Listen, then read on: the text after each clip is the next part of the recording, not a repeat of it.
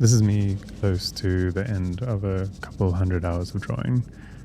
I'm exhausted. I've been working late into the evenings, staring at tiny wrinkles under the eye that are starting to look completely abstract.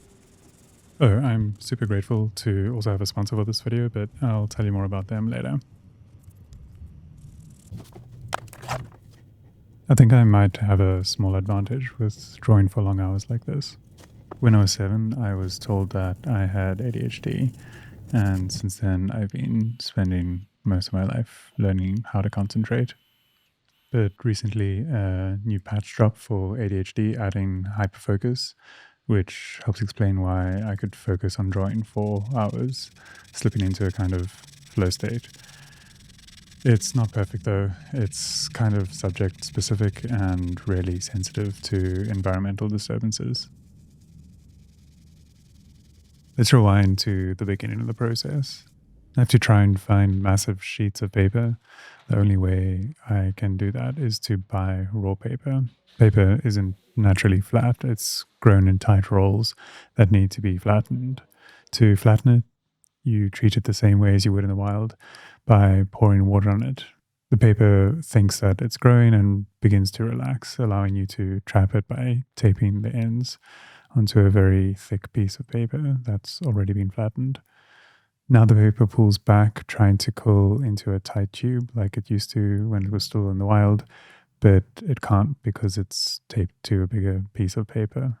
Eventually, it accepts its fate and becomes flat like the paper that we're all used to seeing in the shops. It's a sad process, but it's important for making art. Back to the drawing. Now, the problem is my NAS with all my storage fell off the wall. And I lost all the footage of this drawing up to this point.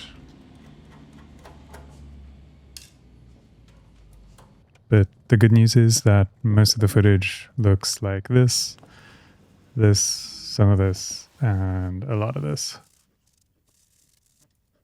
I managed to find some older footage on an old SSD card that had been left in a camera tied to the roof, but it's not much.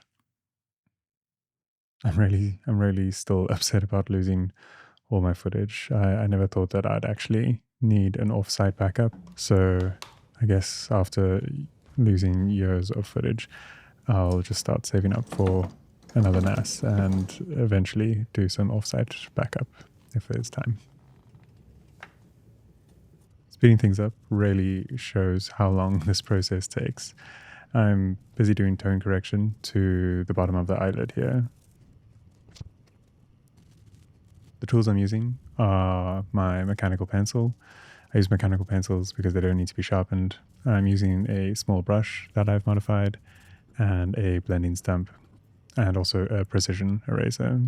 That's an eraser that's got a really small tip, also very similar to a mechanical pencil, but unlike a mechanical pencil, it needs to be sharpened all the time. I do this by dragging it across some sandpaper, almost like exfoliating. It cleans the eraser, removing all the dead bits that have come into contact with the graphite. The key to staying focused is to treat it like a meditation. You want to try and drop down into a flow state, but tension in the body or distractions from the environment can pull us out of flow. Like meditation, you want to just let these feelings pass through you. Don't let them drag you away. It's not easy though. It can be hard to know what actually is a distraction or what's important to deal with to bring you back into a regulated state.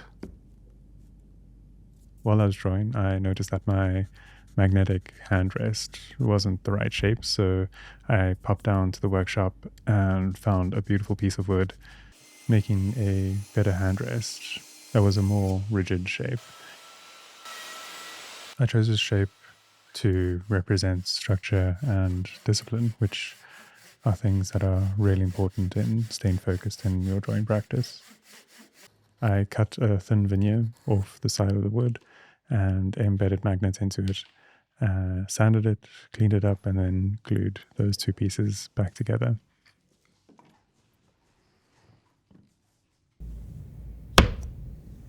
It's just about being aware of what pulls you out of a state of flow and not letting those things win.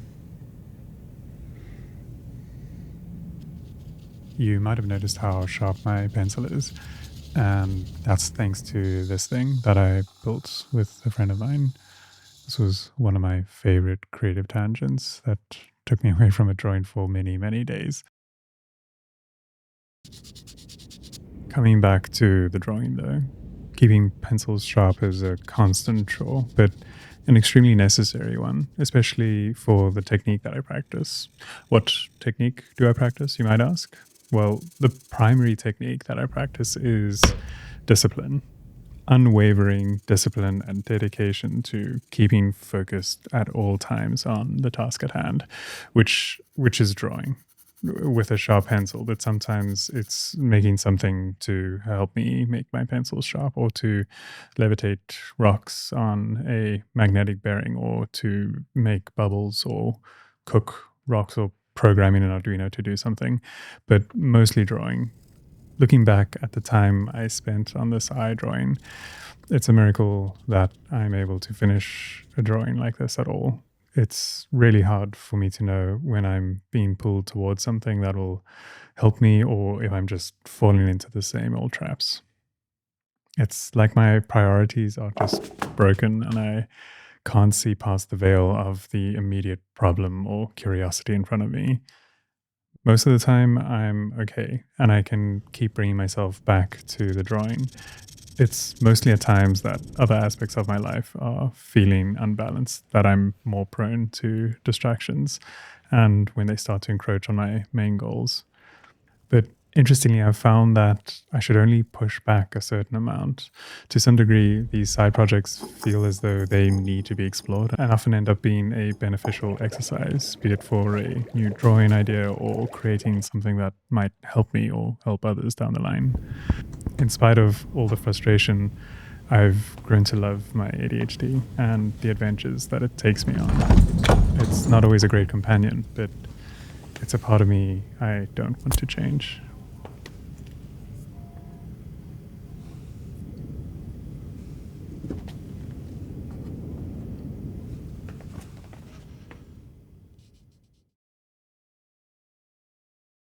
If sharing parts of the experience of how I was trying to get this drawing finished resonate with you in any way, please consider subscribing to the channel or liking the video. It helps me sustain the practice, and yeah, it really goes a long way.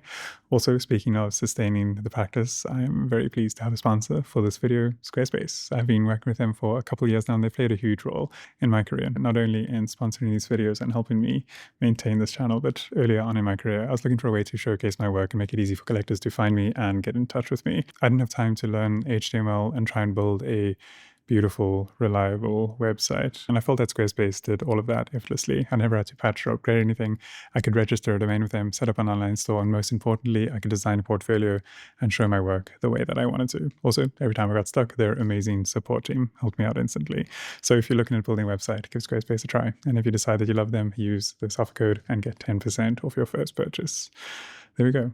This video was a slightly more realistic look at how some of these drawings are made. There's a lot of frustration and distraction, but I'm sure it's something that a lot of you can relate to.